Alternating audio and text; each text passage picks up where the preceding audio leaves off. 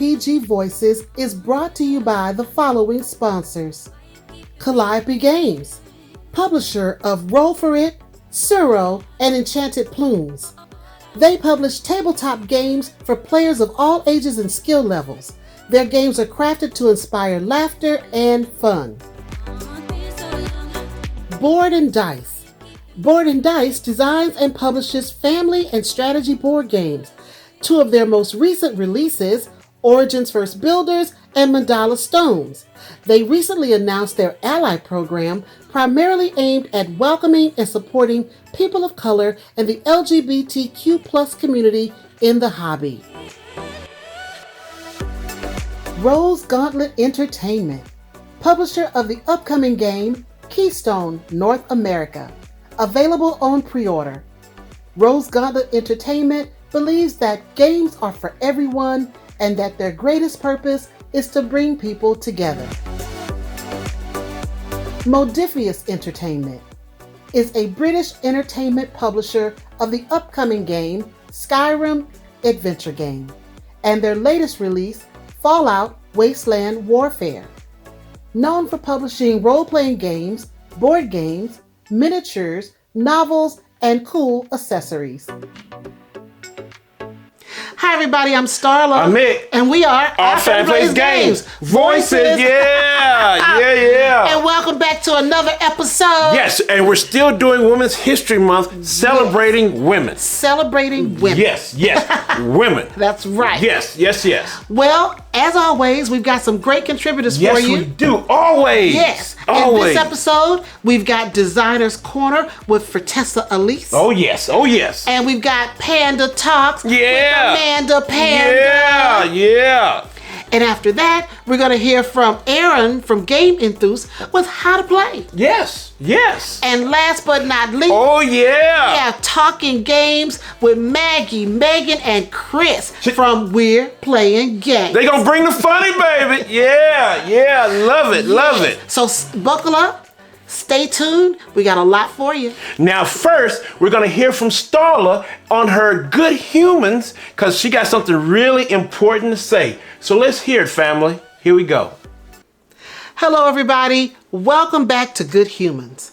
In this episode, I want to touch a little bit on what it takes to be an ally. And is being an ally enough? Now, there are a lot of you in the hobby who want to be allies to underrepresented voices. And being an ally just means that you're uniting yourself with another to promote a common cause. But you know what? Being an ally is just not enough. It is just the first step. What we really need in this hobby are accomplices. To be an accomplice is someone who encompasses allyship but goes beyond to advocacy. An accomplice uses their privilege to challenge existing conditions at the risk of their own comfort and well-being. That is what we need in this hobby. People who are willing to step out of their comfort zone, say those things that need to be said to make this hobby and our world a better place for everyone. So if you consider yourself an ally, let's think again and figure out what it's going to take to be more than just an ally. Be an accomplice. Step out of your comfort zone. Be a voice. Be a representative. Be welcoming to those underrepresented voices in the hobby and beyond. And as we always say here at OFPG Voices, our goal is to make this world a better place, one board gamer at a time. Hello, my name is Fertessa Allyse, and happy Women's History Month. Today, I want to talk about how to be more mindful about the people that are playing at your table and be more mindful in your game design so that you create a safe space, both when playing games and creating games. All of these are based off of experiences that I've had. I've had wonderful experiences entering the game design community, but I have also had some very uncomfortable experiences, and I hope that they don't have to repeat for new people entering into the space.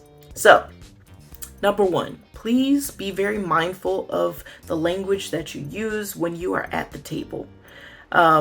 it is totally fine if you are joking around with your friends and you make a crude joke or two, or you're complaining about a partner, because you know what? They know you. They might know your partner. They know the deal, and it's fine.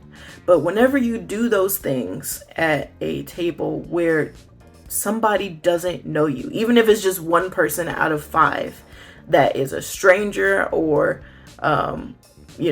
they've only met you 1 or 2 times, it is very uncomfortable whenever you make a sexual joke or you make some sort of unkind remark about someone with a matching gender.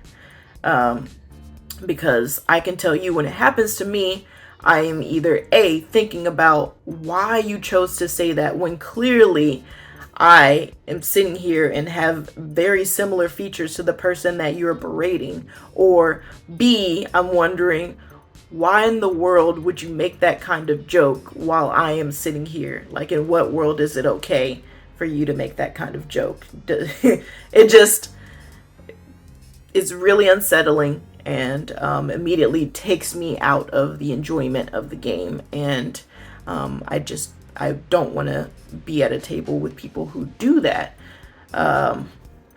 So please, it's totally fine if you say those sort of things with your friends, but be mindful that everyone is not your friend.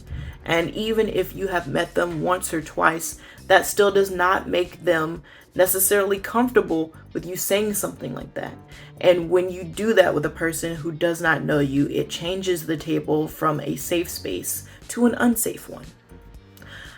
Number 2, making somebody feel weird for making choices that the game allows.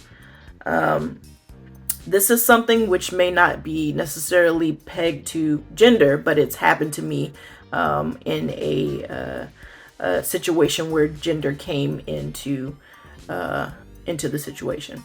So I was invited to do an RPG, and we were creating characters, and the character that I created was a male character, and the GM was very offended that I had made this male character. He said, well, I thought you were going to make a female character. And because I didn't, it messed everything up, because they then had no female characters. So one of the other guys converted their male character to a female character just so it wasn't a party of 4 guys. And that was just very off-putting for me. Situations like party games where people decide to play cards based off of my gender or my skin color, also very uncomfortable. Unless we are friends, I don't want you to play the sassy black woman card. It just, again, makes it very clear that you are only looking at the superficial, and that my skin is at the forefront of your mind. So it's incredibly isolating, and creating games that allow for things like that to happen can be very isolating as well. So whenever you are creating your games, when you are creating the stories and the backgrounds for your characters, the character motivations, even deciding what the art looks like for those characters, it's very important that you make sure that you are not isolating somebody based off of how they look. If I'm sitting down to a game, again, 1 woman, 4 guys, this happened so often, okay, where it's just like me, the 1 woman, and 3 to 5 people who look nothing like me. And the game has art or some weird background that just does not sit right with me.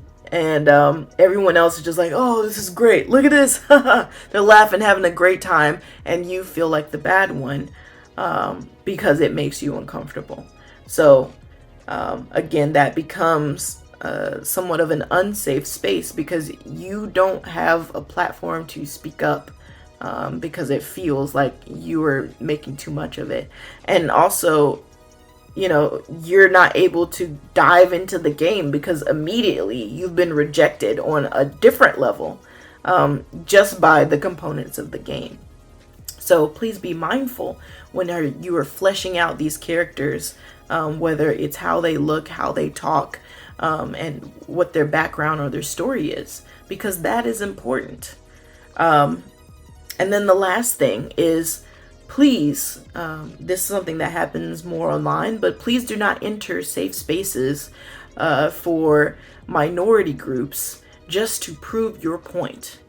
When I entered into the game design space, I could not see the other women who were also designing games. I could not see the other Black designers who were out there doing the same thing that I was doing.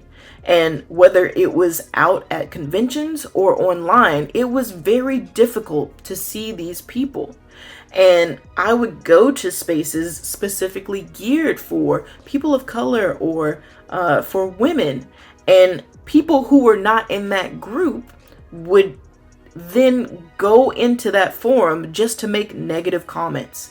And, sometimes they wouldn't come across as disrespectful, but what they would do is, get upset about a particular thread, and then they would flood that thread until the moderators shut it down. And once the moderators shut it down, that was it. That resource was gone.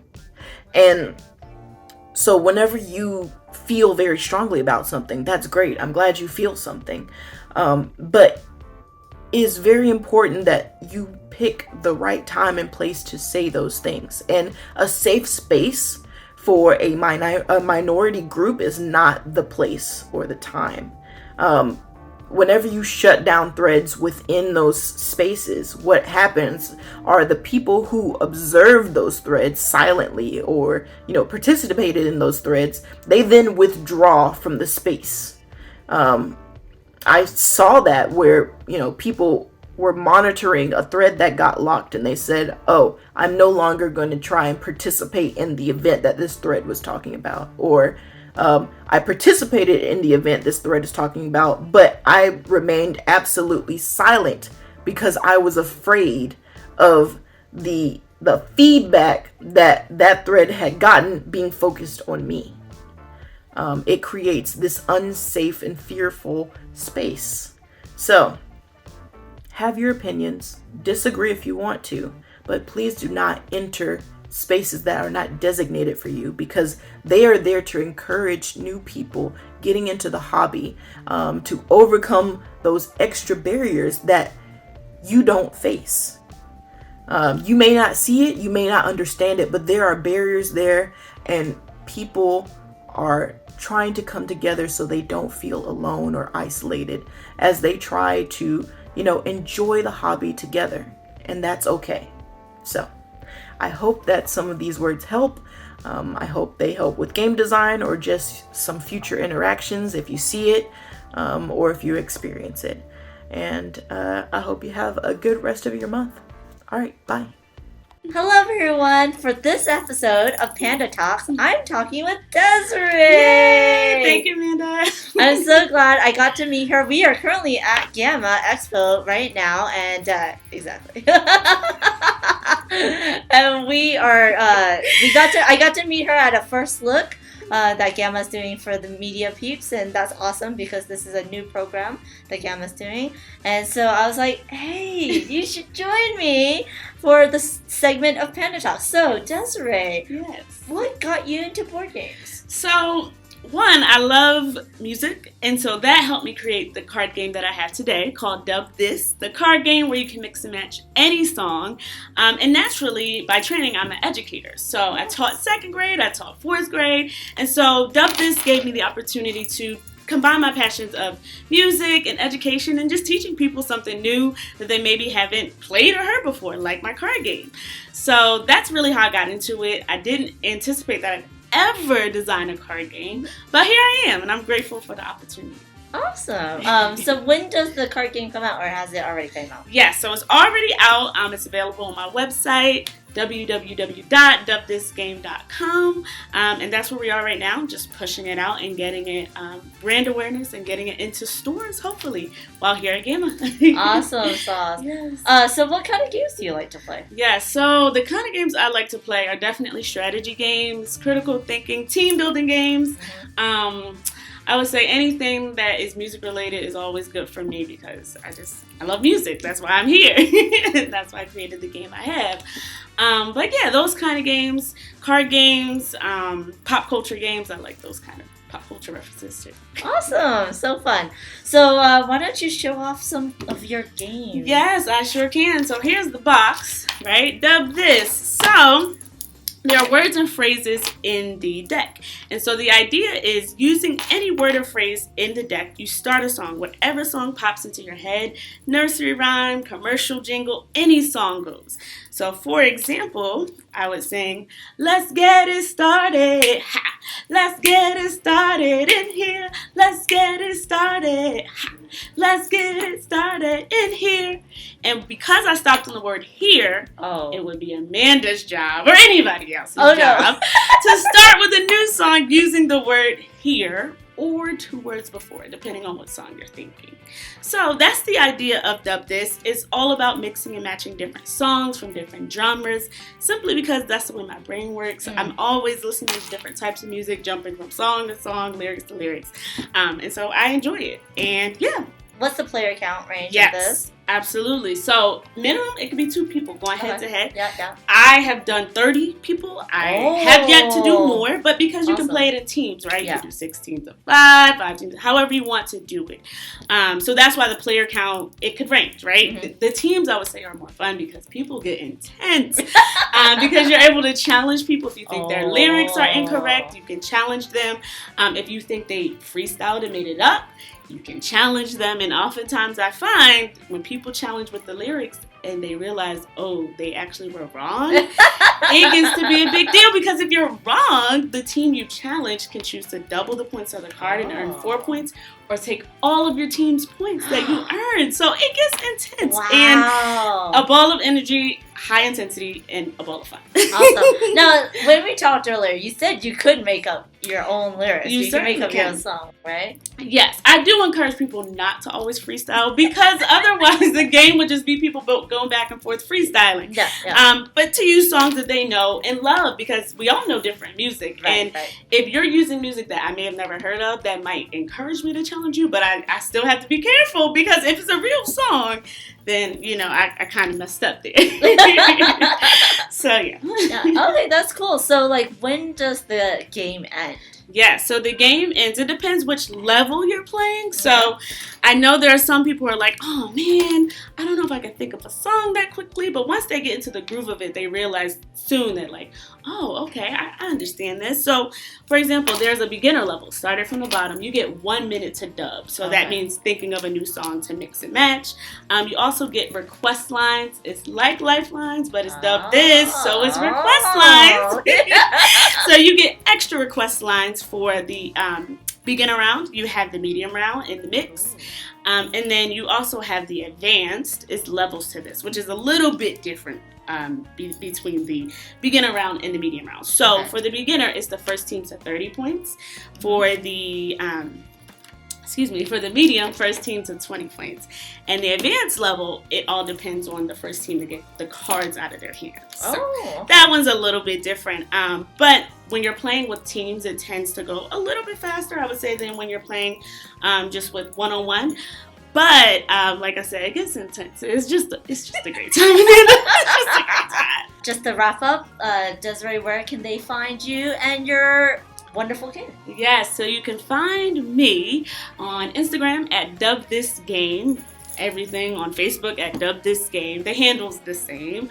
My website is www.dubthisgame.com. And the email is dubthisgame@gmail.com. So I'm very accessible, and I look forward to hearing from everyone who wants to learn more about Dub This, and you can get your deck today. Awesome. Thank you so much for talking with me. Hey, it's Aaron from GameEnthus.com. In honor of Women's History Month, I decided to focus on a woman who has made recent history in board gaming, and that is Elizabeth Hargrave. Elizabeth Hargrave is the designer of the very popular, the million-plus selling Wingspan, and the follow-up to Wingspan that she also designed, Mariposas. So before those games came out, she designed a little game called Tussi Mussi. Tussi Mussi is an 18-card game. It is a button-shy game. Button-shy is known for making small pocket-sized games that pack a lot of punch. Tussi Mussi is certainly no exception to that rule or that reputation. Let me show you how it plays. So the historical background of Tussi Mussi is about people, I guess in Victorian times, offering their friends, lovers, etc. Flowers that depict certain meanings. So the red tulip here says 1 point for each of your red cards, including this one. However, a card like the marigold, also cards that have hearts on them are just pure points. So this card will be worth 2 points just in and of itself, which is good. But the marigold is before scoring at the end of the round, you must discard one of your other cards. And it says you have been cruel. Red tulip says I love you. This says you have been cruel. So yeah, there's some meaning. So the game is played over a set of 3 rounds. I'll run you through a quick round. And a round is going to end when every player has 4 cards.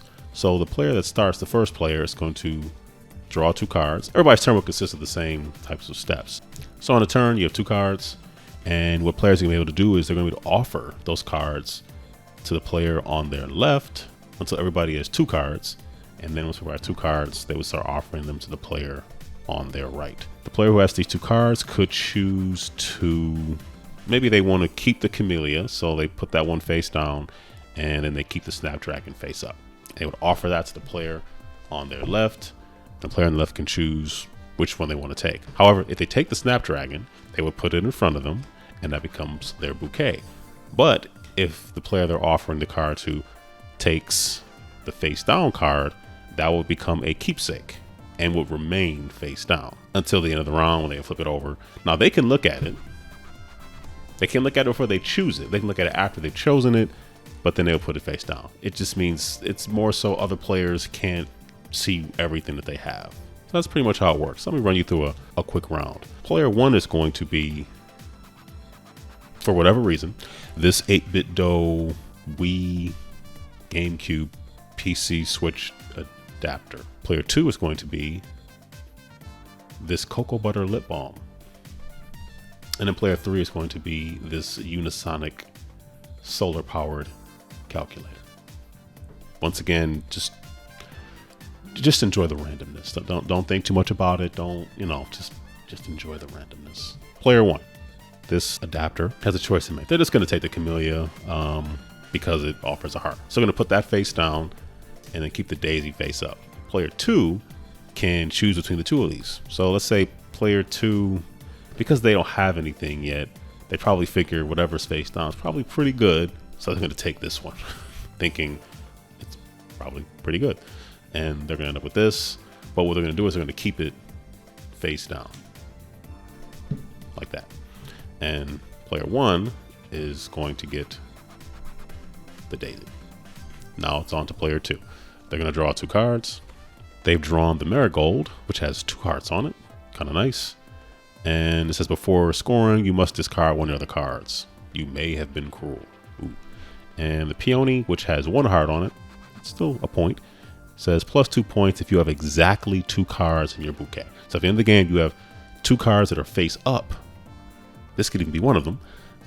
Or it could also be in your keepsake that got flipped over, which its effect still takes place. It's just not something that other players can see throughout the game. So they're probably going to want to keep the marigold.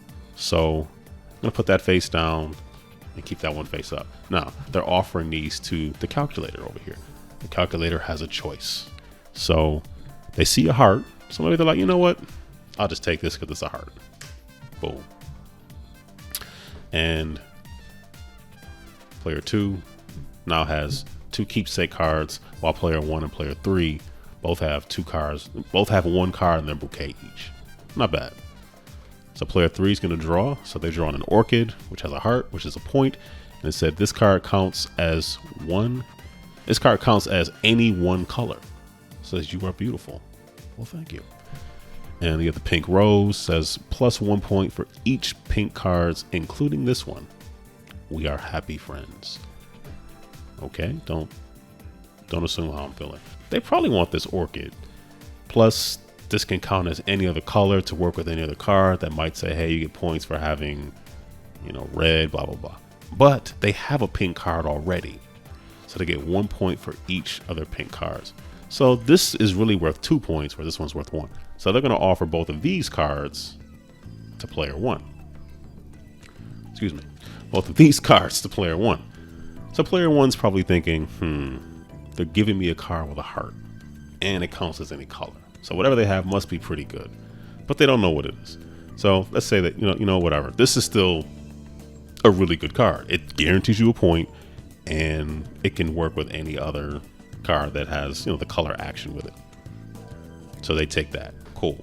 So then player 2 does this. They're over here now. So now back to player 1. Now I want to go to the right.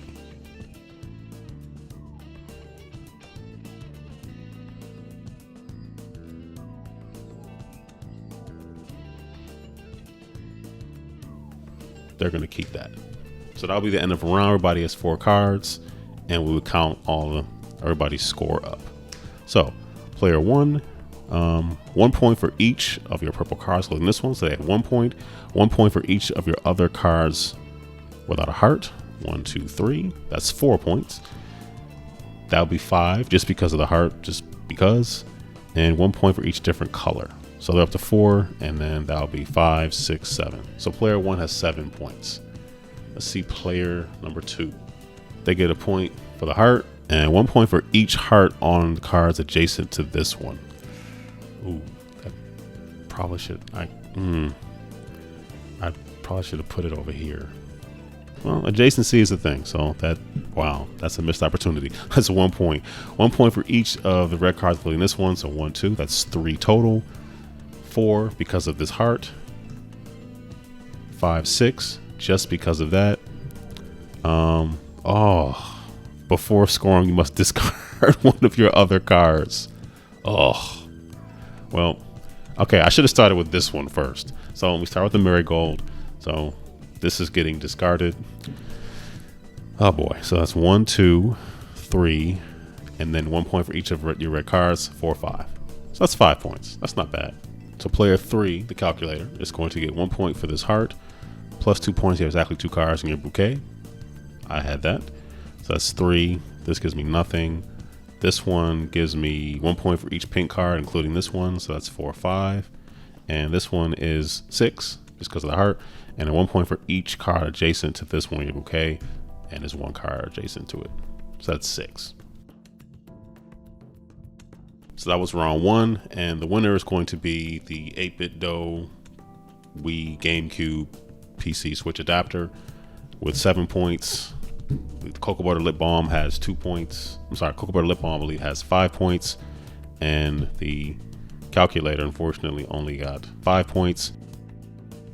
I'll be remiss if I did not mention that there's also a solo mode in Tussi Mussi where you're going to use these 6 cards that will dictate how you're supposed to deal the cards out and dictates sort of who gets what card. So just for example, you would deal 1 card face up, 1 card face down, and either you get the face up card, either you get the face down card or your opponent does. You're picking a set of actions, a pair. So you either pick the one on the top or the bottom. That is Tussi Mussi. So that was Tussi Mussi, and I don't want to show off, but Elizabeth Hargrave was nice enough to sign this as well. So, Tussi Mussi, Button Shy Games, women making history in board games. You love to see it. Thank you for watching. Take care. Stay safe. Be blessed. Happy Women's History Month! Yay!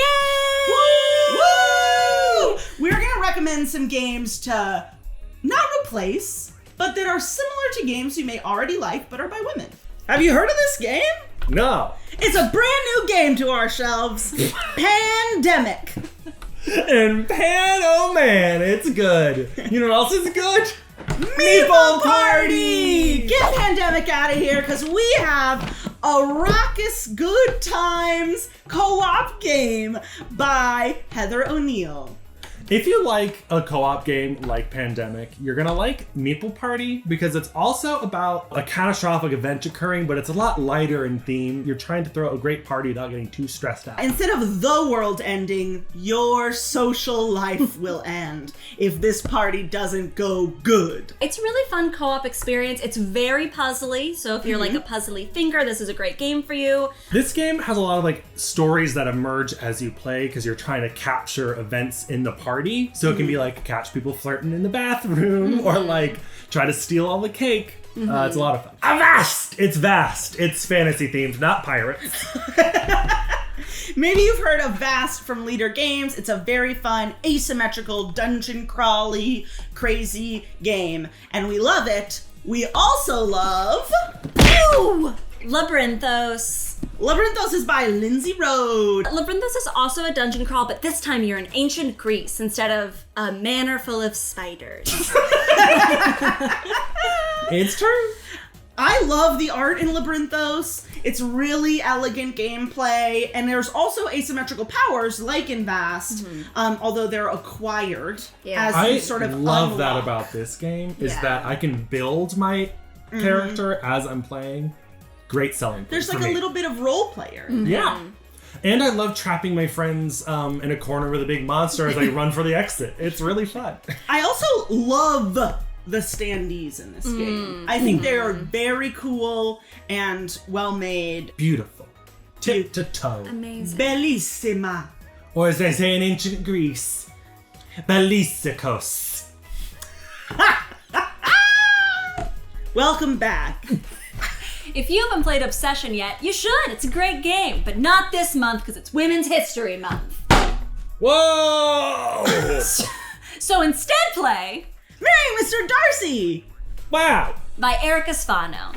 This is not at all like this game, except in theme. We're talking about Victorian England versus the Regency era. This is a card collecting game, whereas this is Like a tableau build. like a tableau builder where you're building out your manor. In this case, you're building out your Self? gal. Oh. Yeah. You take on one of the characters from Pride and Prejudice, and you make yourself more beautiful and witty and friendly and known. You know, it's just a nice game where you can relax with your friends, play the pianoforte, try to get each other to faint at a ball. Gamble at cards. Yes, yes. Wear a dress that's too low cut. Gossip about your sisters. And try not to blush when the militia is mentioned. We have a lot of fun playing it, just like a fun, light satire. Yeah. It's a lot of fun, and it's just a joy to introduce to people. It is a really, really fun game to play with people who maybe don't play a lot of games, but that you've played games with before, so you don't want to bring out the old standards. You know what I mean? Yeah. It's also a great game for your friend who's a book nerd and maybe wants to start a new hobby and Great feels daunted. gift. Great gift. Yeah. Super easy to pick up. My guess is if you're playing Obsession, you probably bought it because you thought the theme was fun. So try this game too. Yeah. You've played it before because you know it. It's Dominion. It's Dominion, the classic, the deck builder. But have you ever played Dominion and thought, instead of having more cards, I wish I had none? That's Abandon All Artichokes. Abandon All Artichokes is by Emma Larkins, and it is a very fun vegetable game. Oh, You know that genre. We're all looking for vegetable games. It's this and Garden Dice? Yeah. Yeah. In this game, you start out with a hand of 10 artichokes. It's your job throughout the course of the game, which lasts about 20 minutes, to get rid of those artichokes by gathering more vegetables into your hand that let you take actions. It's a fun game when you want the kind of feel and ease of a deck builder that you're really used to, like Dominion. It's in a short amount of time. It's very cute. I love this game. Yeah, I would say that this game starts almost all of our game nights. We pull it out more often than maybe any other game on our shelf. So great job, Emma. So now the next time someone asks you, can ladies make games? You can say yes. But before this, we hope you said Yes. Another great resource, if I may share, Please. is that on Elizabeth Hargrave's website, Elizabeth Hargrave, great game designer, Wingspan, Mariposas, Tussi Mussi. On her website, she has a list geographically sorted of like every woman game designer that you can go through and find new games. And that's really great. More women designing games, more women of color designing games. These are things that this hobby desperately needs. So that's it.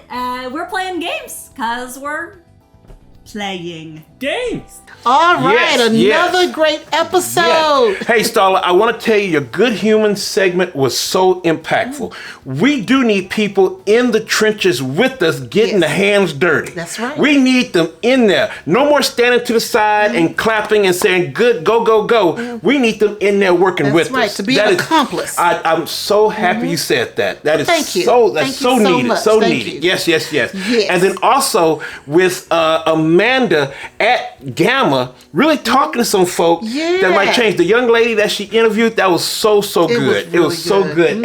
And we still need to keep seeing, more people of color coming into the hobby. So what is Amanda now? Our roving correspondent? She was on the ground at GAMA. She was on the ground at We GAMA. got a roving yes. panda Yes, we correspondent. do. Yes, we do. Yes, Yeah. we do. But all our contributors were great. They're awesome. Yes, and we want to say thank you to all our sponsors. Our sponsors Thank are you great. so much for being And they on have this journey. great games, so check them out. Yes, check them all out now, y'all. Check them out. Now, Starla, where can we find our merch? Well, our merch is on spring.com. Yes. You can get a shirt for OFPG Voices. Yes. Hoodies. Yes. We got pillows for Our Family Plays Games. Yes. Go check out spring.com and see what you can buy. Now, Starla, that is so good, but where can they find OFPG? So they can subscribe so we can get to 20,000. Yeah. Well, if you're looking for Our Family Plays Games, you can find us on Facebook, Yes. Instagram, Yes. Twitter, and right here on YouTube. Right here on YouTube. All right, family, thank you so much for joining us, seeing these beautiful voices being heard, and we're going to keep bringing them to you. So, family, keep bringing in questions and comments. We love hearing from you. And biggest thing, stay safe, stay cool, and always know we love you. Bye. Bye.